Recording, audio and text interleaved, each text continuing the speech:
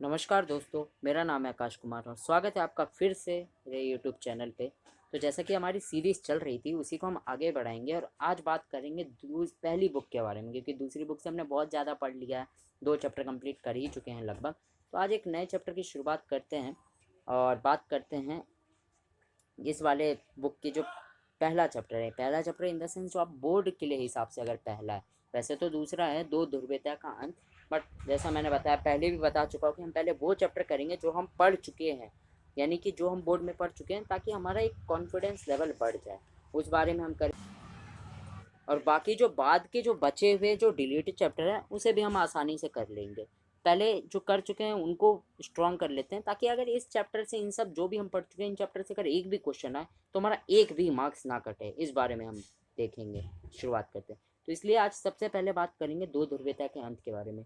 आपको बहुत अच्छे से पता होगा कि इन दो गुटों के बीच लड़ाई हुई थी, दो ध्रुवीयता का अंत कैसे हुआ, कौन जीता कौन हारा। अब देखो, चैप्टर पढ़ाने में आप यहाँ पे नहीं बैठा हूँ।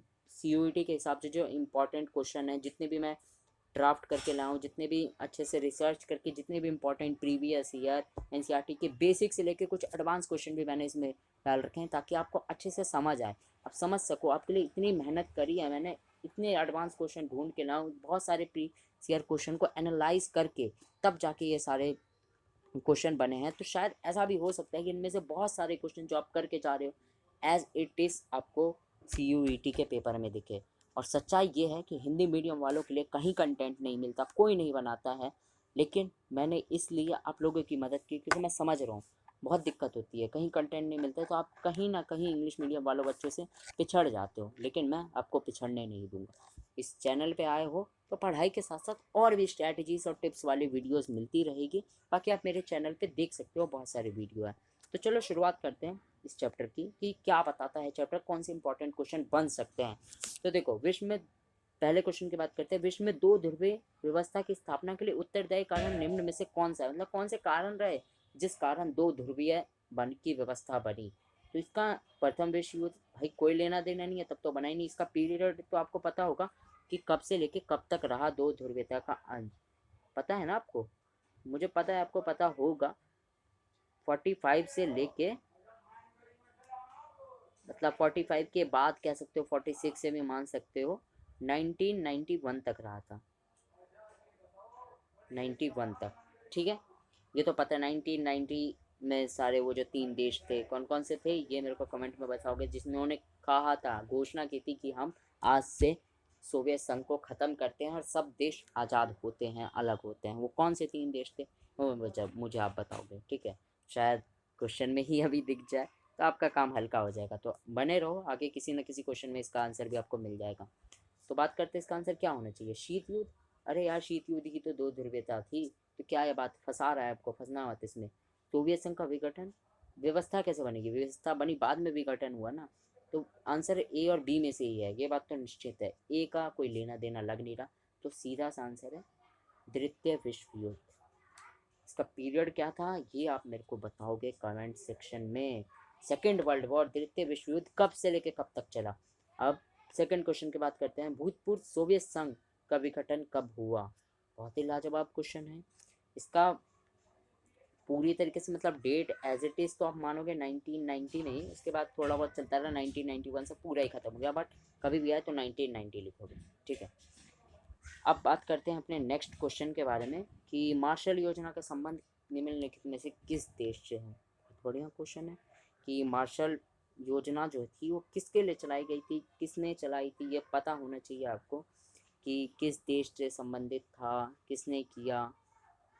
इसका आंसर जो होगा आपका इसमें संयुक्त राष्ट्र अमेरिका होगा, यानी कि United state of America. America ने जो है मार्शल प्लान लाया था, किसके लिए लाया था, कौन से देशों के लिए लाया था, थोड़ा सा काम आपको करना पड़ेगा, कमेंट में बताना पड़ेगा। अब बात करते हैं कॉमिकॉन का संबंध किस देश से है। बहुत लाजवाब क्वेश्चन है। कॉमिकॉन किसने बनाया। देखो, ब्रिटेन का कोई नहीं है, जापान का कोई नहीं है, इन्हीं दो गुट के बीच में कॉमिकॉन किससे है, पढ़ रखा होगा आपने। एक ये लास्ट क्वेश्चन मतलब कमेंट में बताओगे, बाकी दिक्कत होती है तो इस बारे में आप मेरे को बताना। चलो हम नेक्स्ट क्वेश्चन की तरफ बढ़ते हैं, जो कहता है कि वार्सा संधि औपचारिक रूप से कब समाप्त हुई। डेटा बेस क्वेश्चन है, बढ़िया क्वेश्चन है, डेट सारी लर्न करके जानिए। वार्सा पैक्ट, वार्सा पैक्ट किसने बनाया था? सोवियत संघ ने बनाया था। किसके खिलाफ बनाया था? नाटो के खिलाफ बनाया था। ये सब बातें आपको पता होनी चाहिए। वार्सा संधि औपचारिक रूप से कब समाप्त हुई? वार्सा संधि, सोचो इसका क्या आंसर हो सकता है, कब समाप्त हुई? देखो, 2 में 1991 है, तीसरे में भी 1991 है, बस खेल है यहाँ पे। तो देखो भाई, 1 जुलाई, 11 जुलाई। हाँ, एक और बात बता देते हो, बच्चे कई बार गलती से, उन्हें पता है 11 जुलाई 1991 का आंसर है, कि जल्दबाजी में 1 जुलाई लगा के आ जाते, वो गलती नहीं करती। ऑप्शन को कम से कम 2 बार पढ़ना ही है, कितना भी टाइम बचे ना बचे, जितने कम क्वेश्चन करके आएंगे लेकिन ढंग से करके आएंगे। पता चले 40 के 40 क्वेश्चन करके आ गए, उसमें से 10 तो ऐसे ही लगा दिए उल्ट सुल्ट, उससे नहीं मतलब चलेगा, काम भी नहीं चलेगा और बहुत ख़राब पेपर जाएगा। बाकी पेपर कैसे करा जाता है उसके लिए भी टेक्निक्स बताऊंगा, स्ट्रैटेजीज बताऊंगा, जो मैंने खुद फॉलो करी, तभी मेरे ओवरऑल 95% आ पाए, वो भी फर्स्ट अटैम्प्ट में। तो इस सब कुछ के बारे में आपको पता चलेगा। बस चैनल से जुड़ जाओ यार, सब्सक्राइब कर लो, आपका बहुत फ़ायदा होने वाला है इस चैनल में। और फालतू वीडियो तो कतई नहीं आने वाली है कि ये हो जाएगा, वो हो जाएगा, ये कर लो, वो कर लो, ये आ गया, वो आ गया, वो सब नहीं, जो काम की बात है। और आपको डराया नहीं जाएगा, सबसे बड़ी बात। बहुत सारे यूट्यूब चैनल है जो अभी डरा रहे हैं कि ऐसी ये हो गया दिक्कत, कट ऑफ हाई जाएगी, एडमिशन नहीं होगा, या फिर अब सबका एडमिशन होगा। विरोधाभास करते हैं कि दोनों बातें बोलते हैं, कि कई बार कि अब सबका एडमिशन हो जाएगा, और कई बार कहते हैं इस बार पेपर टफ है। भाई दोनों कैसे कह रहे हो तुम? वो सब बातें हैं, यहाँ पे नहीं होगी। पढ़ाई होगी, काम की स्ट्रैटेजीज मिलेगी, बस बात खत्म। बाकी वार्षा संधि औपचारिक रूप से कब समाप्त हुई? इसका है 11 जुलाई 1991, याद रखोगे इसका, ठीक है। बात करते हैं मिखाइल गोर्बाचेव ने, भूतपूर्व सोवियत संघ, ये वही बंदा है, याद है ना, मिखाइल गोर्बाचेव, जिसकी नीतियों के कारण सोवियत संघ का विघटन हुआ। काफ़ी बुराई के साथ कहना पड़ रहा है, दुख के साथ, कि एक इंसान की, इनकी थोड़ी सी जो नीतियाँ थी कहीं ना कहीं, वो सब कहानी आपको पता है कि क्या हुआ था, नहीं हुआ था। अब वहाँ पे हम टाइम वेस्ट नहीं करेंगे। खैर, क्वेश्चन पढ़ते हैं। मिखाइल गोर्बाचेव ने भूतपूर्व सोवियत संघ के राष्ट्रपति पद से कब त्याग पत्र दे दिया? वाह, अच्छा क्वेश्चन है, कब दिया था, ठीक है। तो 25 अगस्त 1991, 26 जून 1990, 25 दिसंबर 1991, 25 दिसंबर 1990। सोचो कब दिया होगा, थोड़ा बहुत अगर दिमाग लगाओगे, आपको डेट के साथ अगर थोड़ा बहुत खेलोगे तो पता चल जाएगा कब हुई थी, कैसे हुई थी। सोचो भाई, इस वाले का आंसर जो है बहुत ही तगड़ा है क्वेश्चन ये। इसका आप मेरे को खुद पढ़ के बताओगे, क्योंकि अगर सारे मुश्किल क्वेश्चन के जवाब मैं ही दे दूंगा तो आप फिर एनसीईआरटी पढ़ोगे ही नहीं, मुझे पता है। इसलिए मैं चाहता हूँ आप एनसीईआरटी पढ़ो, इसका आंसर खुद ढूंढो, ताकि देखो, वीडियो देखना एक अलग बात है, लेकिन थोड़ी बहुत एनसीईआरटी पढ़ के वापस इस वीडियो पे आना और देखना। 2 बार वीडियो को देखना है। देखो, एक अभी देख लिया, अब घर पे एक दिन में पूरा आराम से एनसीईआरटी पढ़ो, एक एक लाइन पढ़ो, और फिर दोबारा मेरी इस वीडियो को देखो। देखो, सारे आंसर आप खुद ही बताओगे, ज़रूरत ही नहीं पड़ेगी कि मैं बताऊँ आपको आंसर। तो इसका जो है आंसर आप कमेंट बॉक्स में बताओगे। अब बात करते हैं नेक्स्ट क्वेश्चन की तरफ, जो ये कहता है कि समाजवादी सोवियत संघ कब अस्तित्व में आया? कब अस्तित्व में आया भाई, कब बना था ये समाजवादी सोवियत संघ? तो इसका इतिहास जो है रूसी क्रांति की तरफ छिपा हुआ है। तो इसलिए हम कह सकते हैं कि इसकी रूसी क्रांति के बाद ही समाजवादी सोवियत संघ कहीं ना कहीं शुरुआत के दौर में चल पड़ा था। दूसरी दुनिया के देश निम्न में से किसे कहा जाता है? ये तो पता होगा ना, पहली दुनिया, दूसरी दुनिया, तीसरी दुनिया। अगर देखो यार, आपको नहीं पता है तो आपके लिए मैंने एक ऐसा करता हूँ कि आपको एक चीज़ बताता हूँ, जिससे आपको बहुत सारी चीज़ें क्लियर होगी। वाइट बोर्ड पे बहुत सारी चीज़ें क्लियर कर लेते हैं ताकि आपको पता चले। देखो यार, हुआ क्या था, इंग्लिश में भी लिख सकते हैं वैसे तो। देखो, पहली दुनिया लिख देता हूँ मैं। पहली दुनिया कौन सी होती है, फिर दूसरी दुनिया, और एक तीसरी दुनिया। देखो, पहली दुनिया किसे कहा जाता है? जहाँ पे पूंजीवादी है, और बेसिकली अमेरिका की, यूएसए लिख देता हूँ मैं शॉर्ट में, अमेरिका के साथ जितने भी देश जुड़े हुए थे उन सबको आप पहली दुनिया कह सकते हो। दूसरी दुनिया जो यूएसएसआर यानी कि सोवियत संघ के साथ जो जुड़े हुए थे, आप उन्हें कह सकते हो कि हाँ भाई, ये जो है दूसरी दुनिया। और तीसरी दुनिया जो नए नए आज़ाद हुए थे, जैसे कि भारत। भारत नया नया एक देश आज़ाद हुआ था, तो इसलिए हम इसको भी तीसरी दुनिया की कैटेगरी में रखते। तो आपको पता होना चाहिए पहली दुनिया क्या है, दूसरी दुनिया क्या है, तीसरी दुनिया क्या है। और इन सबसे मोस्ट इम्पॉर्टेंट आपको ये भी पता होना चाहिए कि भारत किस में आता है। ये सब कुछ अगर नहीं पता होगा तो आपको बहुत बड़ी दिक्कत हो जाएगी और समझ नहीं आएगा कि कैसे करना है कैसे नहीं करना है। तो इसलिए आपका जो मैं यही बताऊंगा कि पहली दुनिया, दूसरी दुनिया और तीसरी दुनिया में आपको बहुत अच्छे से फ़र्क पता चलना चाहिए। ठीक है, खैर आगे बढ़ते हैं कि दूसरी दुनिया निम्न में से किसे कहा जाता है। अब आपको मैंने एक डायग्राम बताया तो काफ़ी हद तक चीज़ें क्लियर हो चुकी होगी। गरीब देशों को द्वितीय विश्व युद्ध के बाद, गुलाम देशों को, नए स्वतंत्र देशों को, इसे तो तीसरी दुनिया कहते हैं। सोवियत संघ और सोवियत खेमे के देशों को, मतलब सोवियत संघ यूएसएसआर और उसका खेमा मतलब ग्रुप की बात हो रही है उन देशों को, और अभी बताया ना मैंने, उन्हें ही कहा जाता है दूसरी दुनिया। तो आठवें का आंसर क्या होगा? डी होगा। ठीक है, अब बात करते हैं, मिखाइल गोर्बाचेव साम्यवादी दल के महासचिव बने। कब बने थे भाई ये? कब बने थे? हर बार बनता था ना उनका महासचिव, अलग अलग टाइम पे बनता था। तो बताओ इनका कब बने? 1985, 1983, या फिर नेक्स्ट ऑप्शन में भी हम देखते हैं कि क्या लिखा गया है। और 1984, 1986, देखो काफ़ी मिलते जुलते हैं।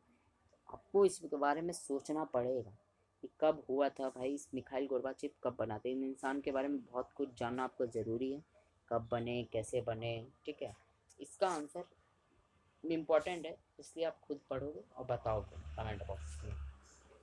चलो अब नेक्स्ट क्वेश्चन की तरफ बढ़ते हैं, क्या कहता है वो। देखो आप लोग सोच रहे होंगे बहुत सारे मैं क्वेश्चन कह रहा हूँ कि आप ही बताओगे, कमेंट बॉक्स में बताओगे, कि देखो यार पेपर आपको देना है, मेहनत आपको थोड़ी करनी पड़ेगी।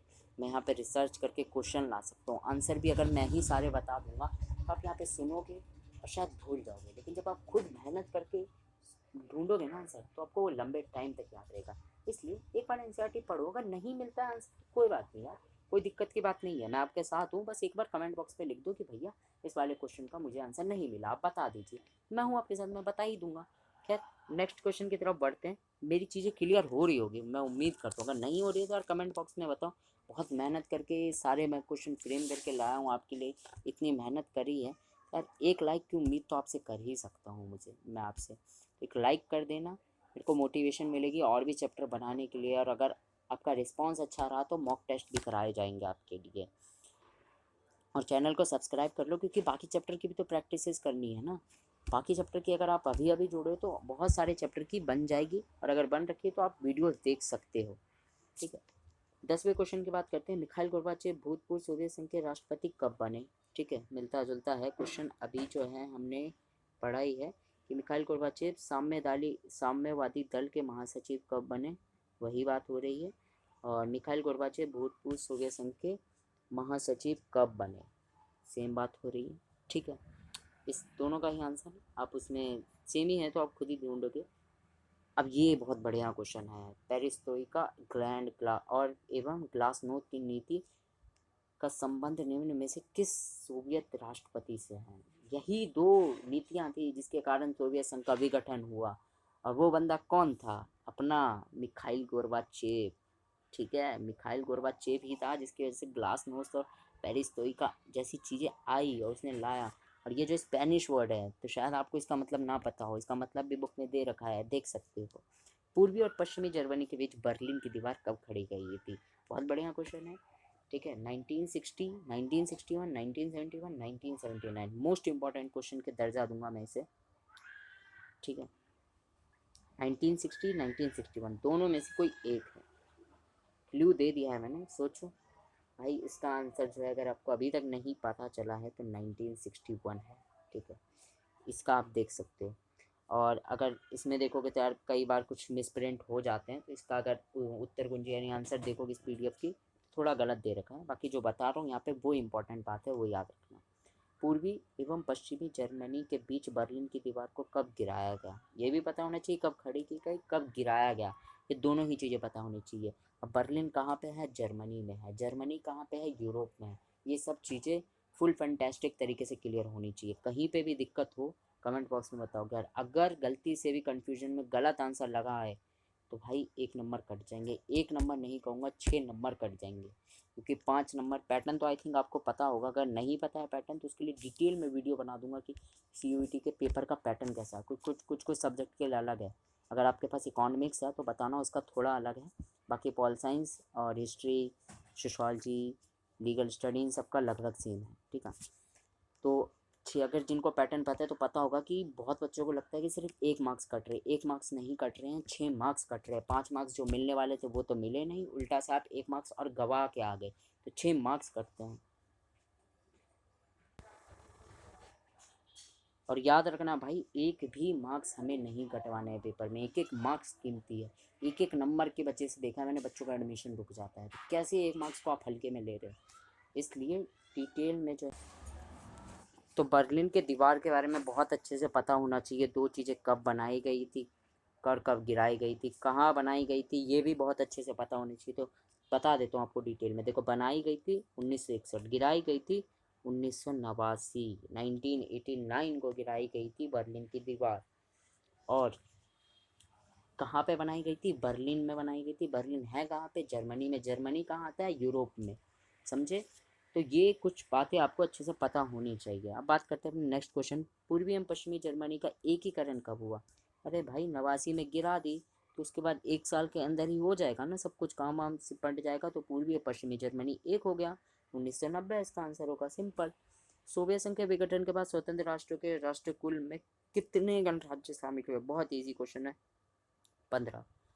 अब बात करते हैं रूसी संघ के नए संविधान के अंतर्गत हुए 1992 में के चुनाव में राष्ट्रपति कौन बने? तो ये बात पता होना चाहिए कि रूस का पहला राष्ट्रपति है, महासचिव नहीं, याद रखो, राष्ट्रपति। अब जब रूस भी लिखा है, सोवियत संघ नहीं लिखा है, सोवियत संघ में होता था महासचिव, रूस में होता था राष्ट्रपति। अभी भी राष्ट्रपति है, और अभी कौन है ये पता होना चाहिए, कमेंट बॉक्स में लिखोगे।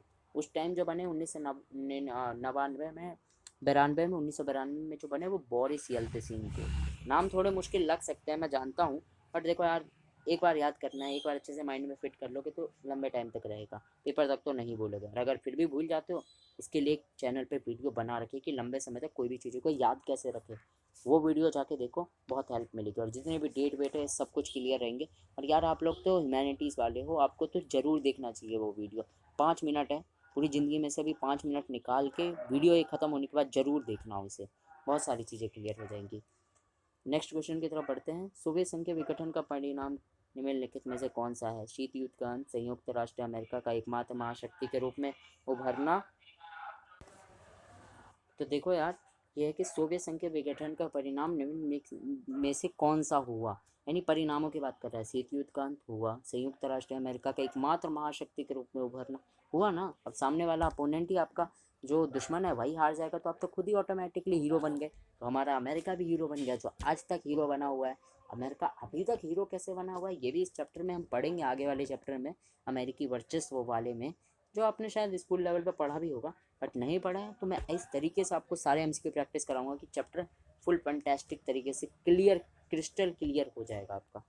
और तीसरा है जर्मनी का एकीकरण या उपयोग। सभी तो भाई सभी चीज़ें हुई थी, 2 तो एटलीस्ट हुई थी। जर्मनी का अगर भूल भी जाओ तो 2 तो एटलीस्ट हुई थी, इसलिए हम उपरोक्त सभी लगाएंगे।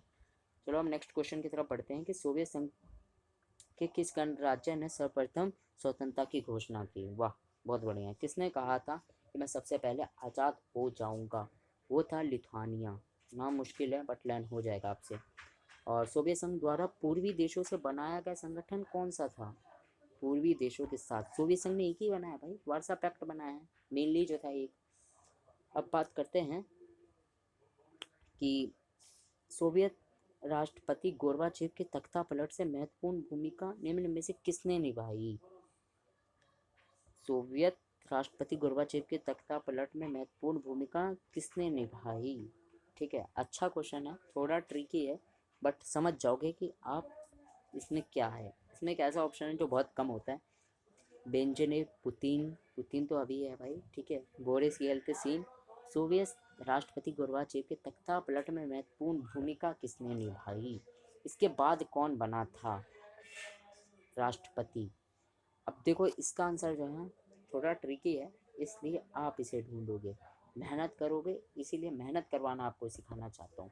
वीडियो देख के वापस चैप्टर पढ़ोगे, फिर वीडियो देखोगे, और इसी के नीचे जितने भी कमेंट में मैंने कहा आंसर देने के लिए, एक एक का कमेंट में आंसर देखोगे। तो इसलिए 2 बार अगर वीडियो को अच्छे से देख लिया ना, सच बता रहा हूँ, सारी चीज़ें क्लियर हो जाएगी।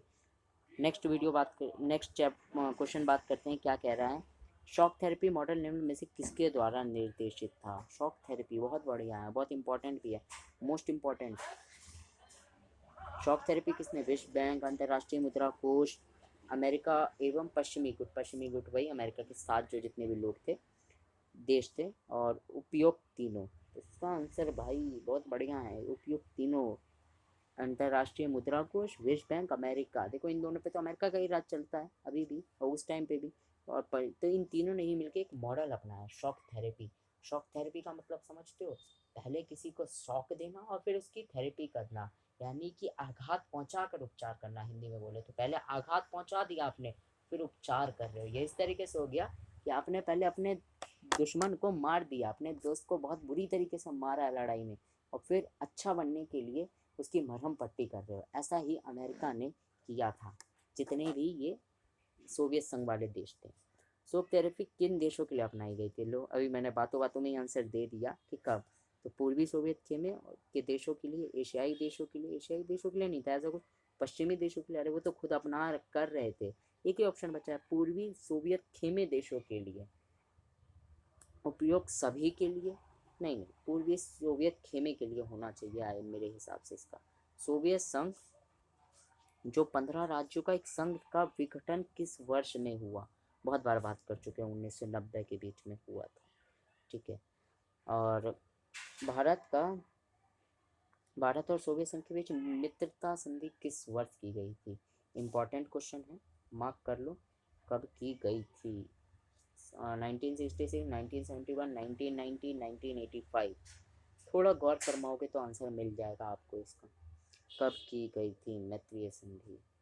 डेट वाला है एक, चलो डेट वाला भी आपको होमवर्क के लिए दे देता हूँ। इसका भी होमवर्क है कि इसको पढ़ के आप मेरे को कमेंट में बताओगे। अब नेक्स्ट बात करते हैं, भारत अमेरिका के बीच 10 वर्षीय रक्षा समझौता कब हुआ था? देखो भारत का रशिया सोवियत संघ के साथ भी मित्रता संधि हो रखी है, अमेरिका के साथ भी बहुत सारे समझौते हो चुके हैं। आपको दोनों के पता होने चाहिए, एटलीस्ट जो भी इस चैप्टर के अकॉर्डिंग उतना तो आपको पता करना ही पड़ेगा। 28 जून 2003, और 28 जून 2004, 28 जून 2005, 18 जून 2006। देख रहे हो कितना घुमाएगा। ये क्वेश्चन आते हैं ऐसे सीयूईटी में, हल्के में मत लो कि ऐसे नहीं आएंगे, सिर्फ ईयर साल रट के चले जाएंगे हो जाएगा। भाई पूरा डेट लर्न करना पड़ता है, हमने भी किया था इतना मेहनत तब जाके हुए हैं। सोचो इसका क्या होगा 25वें का क्वेश्चन का आंसर, कब किया था संधि? इस बारे में भी लेना ये वाला भी होमवर्क, या फिर देखो ऐसा करो, दोनों का ही आपको दोनों का याद होना चाहिए, सोवियत संघ का भी अमेरिका का भी, दोनों का पढ़ के आना, फिर मेरे को बताना कि क्या होगा इसका। मुझे तो पता है लेकिन थोड़ा ही आपको देखना पड़ेगा इसका। नेक्स्ट क्वेश्चन की तरफ बढ़ते हैं, जो हमारा देखते हैं क्या पूछता है। क्वेश्चन 26, 21वीं सदी के दृष्टिकोण पर पत्र पर हस्ताक्षर करने वाले देश हैं। 21वीं सदी के बीच में किस किस के बीच में हस्ताक्षर हुए देशों के बीच में? अब आपको मेनली इसके बारे में बताना है। 21वीं सदी में यार हमारा भारत पाकिस्तान के साथ बहुत सारे हस्ताक्षर हुए हैं, तो इसलिए हम इसका आंसर ए ही मानेंगे। भारत अमेरिका के साथ कम हुए, रूस के साथ भी कम हुए, भारत चाइना के साथ भी एसएच कोई इतना बड़ा नहीं हुआ, इसलिए हम इसका जवाब जो है ये कह सकते हैं कि भारत पाकिस्तान है। भारत सोवियत संघ संधि का नवीनीकरण मतलब नयापन कब हुआ भारत सोवियत संघ का? एक बार पहले हो चुका था, उसे नया रिन्यू जैसे इंग्लिश में कहते हैं ना, वो बात हो रही कि रिन्यू कब हुआ था, वो वाली संधि आपको बतानी है कब हुई थी। इसका आप गूगल पे सर्च करोगे। ऐसा इसलिए कह रहा हूँ क्योंकि देखो यार कई बार इसके ऑप्शन जो होते हैं कुछ गलत होते हैं, तो मैं आपको गलत इन्फॉर्मेशन नहीं देना चाहता, इसलिए इसका गूगल पे सर्च करके मेरे को बताओगे आप कमेंट में।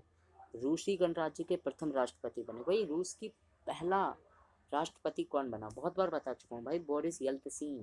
पहले इससे पहले मिखाइल गोर्बाचेव था, बच्चे मिखाइल गोर्बाचेव लगा देते हैं, जो गलती है। बोरिस येल्तसिन, महासचिव नहीं पूछ रहा है, राष्ट्रपति पूछ रहा है ना।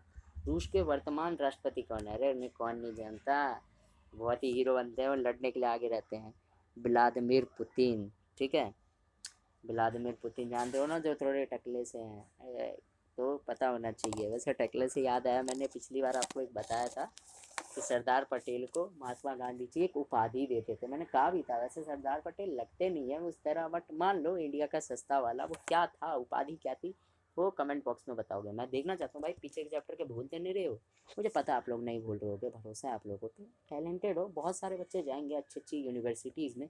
बस साथ थामे रखोगे, ट्रस्ट रखोगे खुद पे भी और मुझ पर भी, और अच्छे से प्रैक्टिस करोगे, काम चोरी नहीं करोगे खुद से, तो बहुत सारी चीज़ें क्लियर हो जाएंगी और आपका भी पहली बार में ही एग्ज़ाम क्लियर हो जाएगा। और जो दोस्त मेरे ड्रॉपर हैं इनको भी दिक्कत हुई है, कोई बात नहीं, 1 साल आपका इसलिए वेस्ट हो गया, शायद हम नहीं मिले थे, लेकिन अब से मैं आपके साथ हूँ, तो अभी भी अगर हाथ थामोगे तो कॉलेज के गेट तक तो मिले ही, पहुँचा ही दूँगा आपको।